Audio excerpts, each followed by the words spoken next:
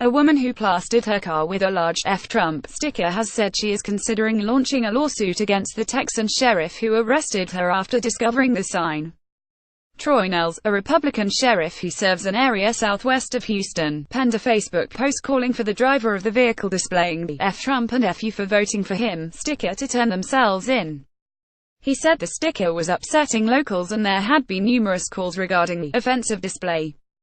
Mr. Nehls also claimed a prosecutor had informed him he could charge the driver with disorderly conduct. Texas defines the latter as using abusive, indecent, profane, or vulgar language in a public place, and the language by its very utterance tends to incite an immediate breach of the peace. I have received numerous calls regarding the offensive display on this truck as it is often seen along FM 359. If you know who owns this truck or it is yours, I would like to discuss it with you, Mr. Nehls said in his since-deleted post which went viral.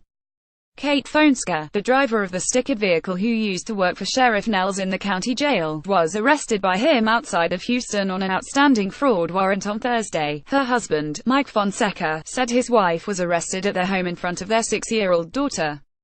I think it's the sticker, he told a local ABC affiliate in an attempt to explain the reason for Ms. Fonseca's arrest. Ms. Fonseca, who was released on a bond of $1,500 later the same day, told reporters she thought she was targeted because Mr. Nehls found the now infamous sticker offensive to U.S. President Donald Trump. The 46-year-old, who has now added a new sticker which reads, F. Troy Nehls, held a press conference outside the Fort Bend County Justice Center on Monday morning to voice her opposition to the sheriff. Ms. Fonseca, who is the mother of 12, said her rights had been violated and the sheriff had messed with the wrong person. She said it's not two wrongs make a right. It's making my statement and saying, if you're going to put me on blast and you want to gain some votes, let's put the real Troy out there and give you what you wanted. Brian Middleton, Ms. Fonseca's lawyer, said he was keen for the FBI and the Texas Rangers to investigate Mr. Nehls. He also said he was considering filing a civil rights claim against the office and the American Civil Liberties Union ACLU had voiced their interest in the case. Mr. Middleton said this is protected speech. So anyone who has a sticker like this is within the rights under the U.S. Constitution.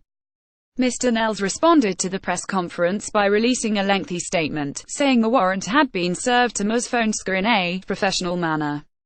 He said the facts in this case as I see them are that Karen Fonseca wanted to place her feelings into the public realm by driving around with an obscenity on her vehicle.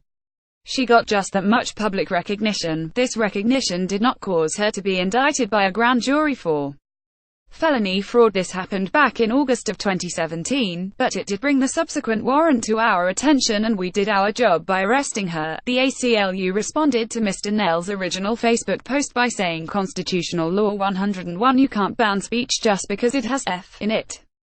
It included an invitation for Ms. Fonseca to contact them if needed.